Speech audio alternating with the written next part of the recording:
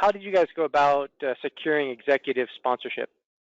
Yeah, that started before I even knew preferred strategies existed, which was, you know, like I said, at my previous job, I was used to having at my fingertips access to accounting data in, in Excel at the time, and then in Power BI at the end of it. And we didn't have anything like that. So the way we started is we did a big dump month by month of our GL into some flat files, pulled them into Power BI, and made our own little GL model. And demonstrated it to folks saying, wouldn't it be nice if you could have transactional level of detail and just slice and dice and pivot and do all those great things? And they immediately caught on like, yeah, this is way faster than what folks are doing right now to build these kinds of reports. How do we get this for real?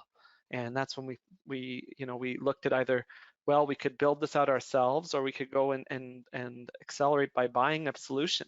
And it was a no-brainer when we found Preferred Strategies, and we went and purchased it, and very quickly we were able to make it real with we replicate it so that it's up to date every 20 minutes, and that suited everybody's needs. And it's like I said, from there it was we're very fortunate to have a finance organization that just jumped at it, because I think they were just tired of doing things the manual way.